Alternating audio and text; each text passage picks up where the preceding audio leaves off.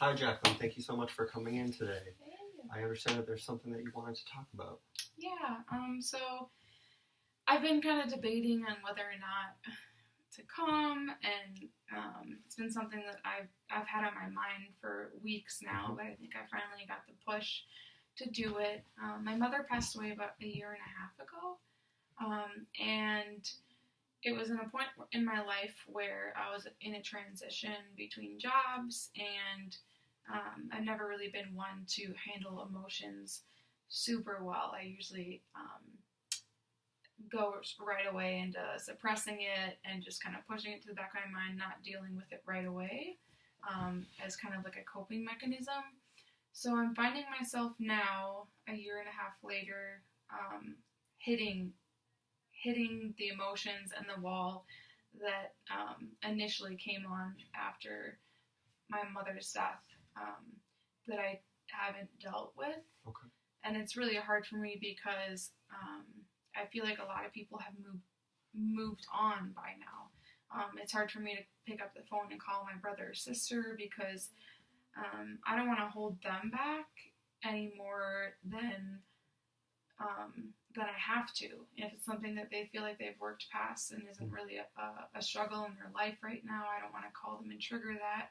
And it's hard because I just don't really know who to go to or how to handle it now that so much time has passed. Of course. I'm afraid that people will think that, that I'm weak, that I still haven't gotten over it, or why can't she not bring it up? It's been a year and a half. So I'm just coming for some advice and clarity on really how to go about that. Well, I can definitely understand why you might be having some struggles there. I know it can be very difficult when you're grieving a loved one, and it's very important to understand that we all grieve at a different pace. Mm. We all grieve in a different way. Some of us reach out right from the beginning. Some of us don't, but they're all valid reasons. Yeah. So tell me a little bit more about the relationship that you two had. So I was the youngest in the family.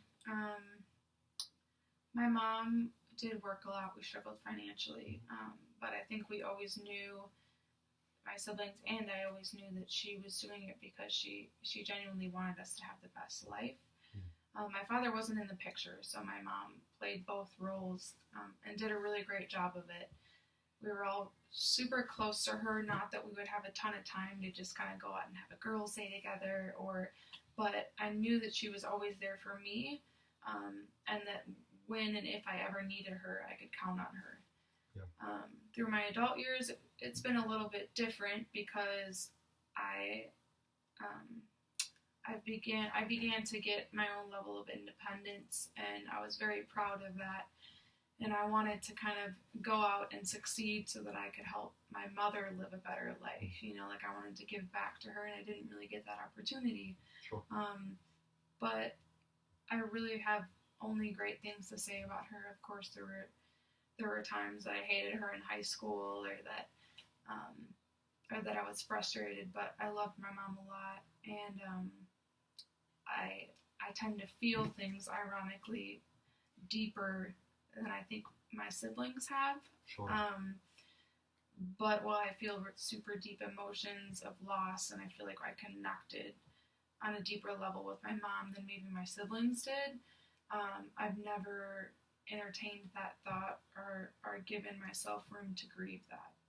So earlier you had mentioned that you found it difficult to reach out to some of the other people in your family, but you also mentioned that you oftentimes would reach out to your mother. Do you think that that's one of the reasons why you're struggling so much?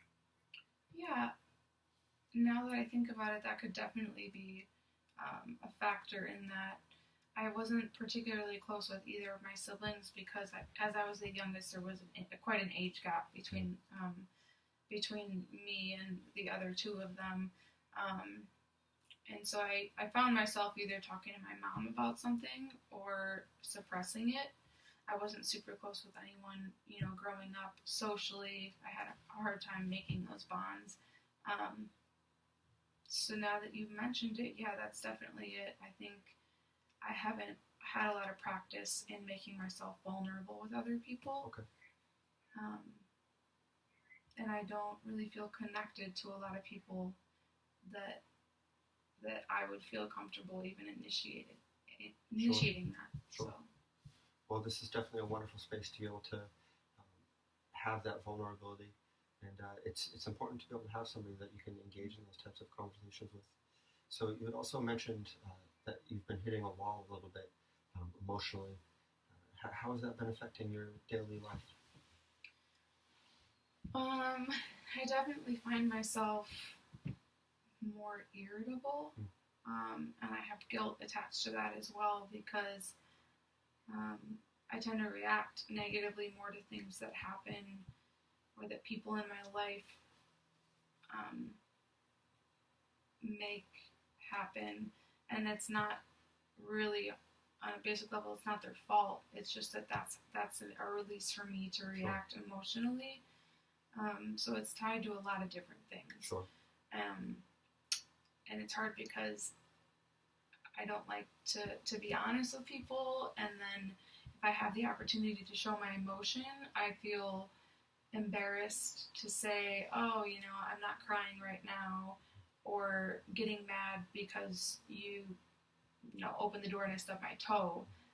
That seems so silly to cry about, but it's not that. It's up in my head all day. I'm going through the process of mourning my mom and thinking about her and, oh, what if I had done this? But no one else knows that because it's so hard for me to open up and vocalize what's really going on. So I can really understand where you're coming from. I know that it can just be very difficult for somebody in your shoes. And we all hit that wall every once in a while. Like I mentioned earlier, it's really important that we're able to have these conversations. So can you just tell me a little bit what your relationships are like with your siblings? I know you said that there's a big age gap. Yeah, so I'm the youngest, my brother's in the middle. My brother and I have about 5 years of an age gap, and then my sister's older as well, so there's 8 years there.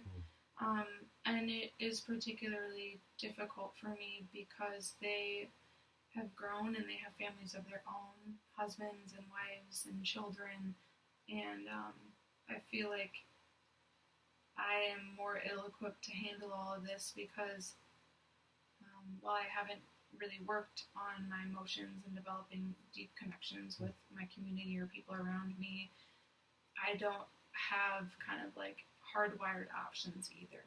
They have families and family, and they're always there for them, each other, but my mom was really the core of all of that. My brother and sister are, of course, my family, but I have never been used to sharing things like this with them. So I guess on a level, I could definitely say that I'm a little bit jealous of the two of them because I feel like they had more support than I did, and I don't know.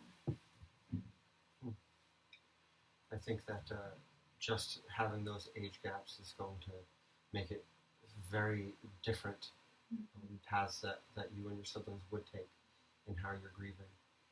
Not just in how you're grieving, but in the amount of time that it might take for you to grieve.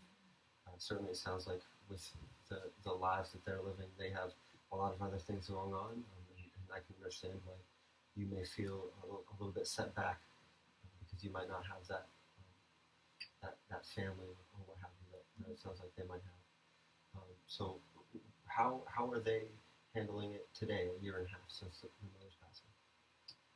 Seems to me that they're doing fine.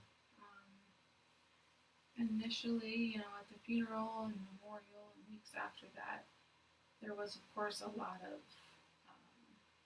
emotion and sorrow, grieving her death, but I feel like they're okay, that it's something that happened and that they've faced, but it's not really weighing down in their everyday life. Sure.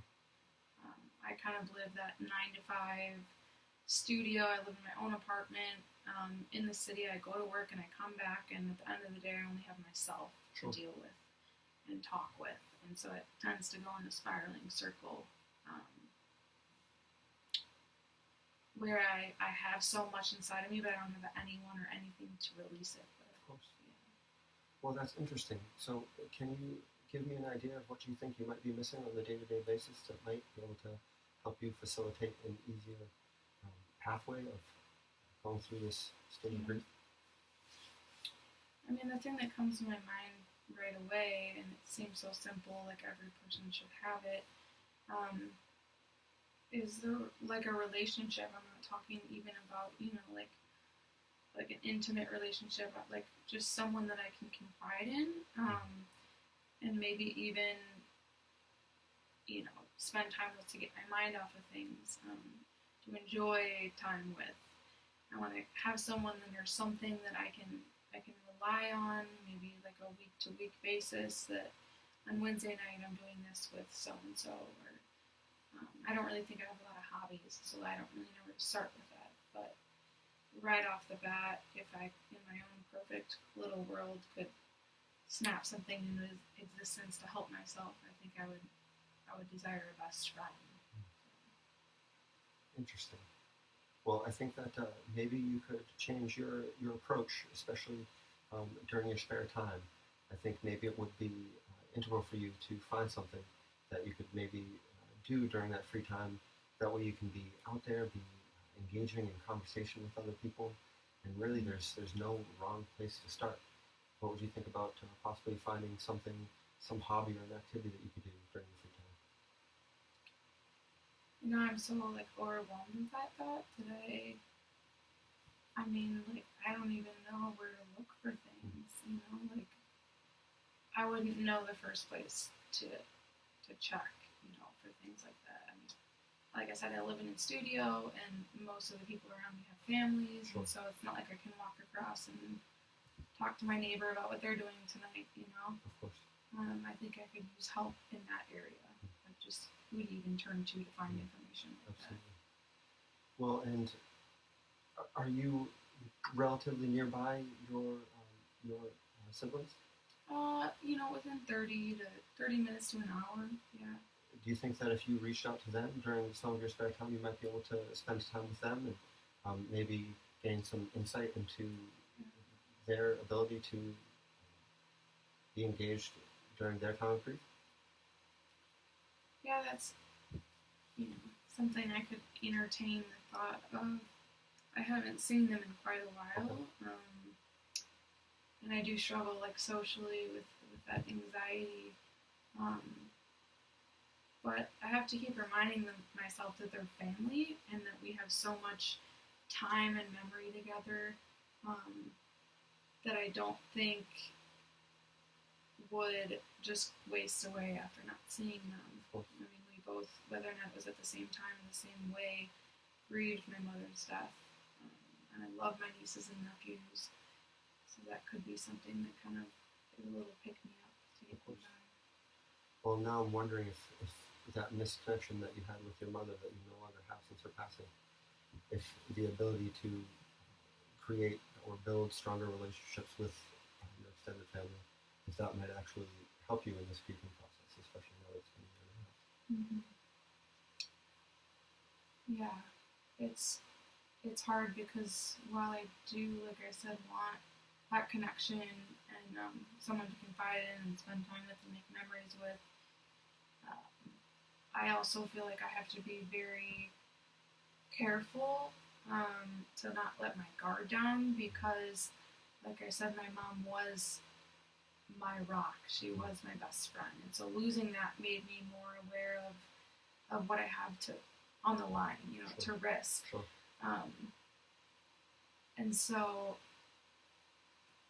getting close to my siblings is something that sounds nice initially, but it's also very worrisome for me, because I'm afraid to put all my eggs in one basket with one person just to lose them again. Of course. I think that's definitely a very understandable fear, especially when you're going through a time of grief. It can be very hard to reach out to that one single person in fear that the exact same thing may happen again. I think that it's important that if you're finding a lack of relationship, a lack of conversation, that you do make the decision to try and reach out to have those relationships. And you do have those siblings of yours that are still in your life that you can confide in, I'm sure. I think it might be a good idea for you to reach out a little bit more and to maybe make yourself more available.